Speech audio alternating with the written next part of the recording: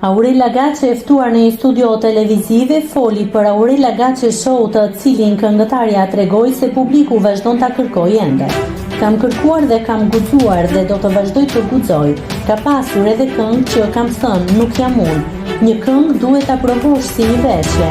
Publiku nuk ka ndonjëherë ndonjë këngë që nuk e ka përfitur shumë mirë. Ka edhe artist që unë i kam mbështetur dhe mbase nuk kanë ditur të thonë faleminderit, ndonjëherë edhe mërzitem, sidomos kur janë të rinj sepse i duket kollaj. Ndonjëherë mërzitem, por them, do ta kuptojnë më vonë kur të përballen me veten. Në qoftë se kam një çelës, në gjithë këtë rrugtim është durimi, energjinë kam të lindur. Aurela Gaçe Show ishte një gërshetim mes asaj Aurelas që kam ndërtuar për gjithë këto vite, që këndoj live. Për 12 vite kam qenë në Tiranë live. Aty kam mësuar ku edhe kur duhet të godasesh. Mua mu zhvillua një pita artistike.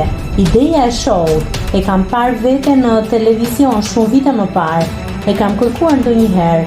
Më kanë thënë jo dhe jam tërhequr. Edhe ja ndodhi kjo që ndodhi. Një gjë që publiku e ka përqafuar dhe e kërkon akoma. Çdo gjë ka qenë live. Është punuar në mënyrë deri më kafshërore nga i gjithë stafi. Ishin 12 shfaqje. Unë nuk e konsideroj ndonjëherë që jam në punë. Nëse shkoj në studio, nuk them që po shkoj në punë. Unë e dua këtë gjë, jetoj për këtë gjë. Nëse ma heq skenën, aty nuk kam më energji, tha Aurela.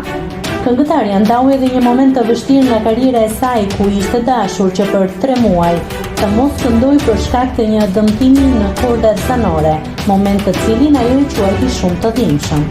Më ka ndodhur që kam pasur një moment që mjeku më ka thënë që nëse nuk ndalon tani, nuk do të këndosh më, sepse kordat janë njësoj si kur dëmtohet një sportist. Tani kam mësuar stërvitem për ditë si ajo balerina. Ato 3 muaj që nuk këndoja i kam përjetuar shumë keq, dhimbje e madhe shumë, kisha angth, nuk flija. U shpreh Aurela Gaçe. Nëse klikoni mbi butonin subscribe, do t'ju shfaqen të gjitha publikimet tona. Ju ftoj t'i bëni subscribe kanalit, të pëlqeni videot dhe të lini komentin tuaj.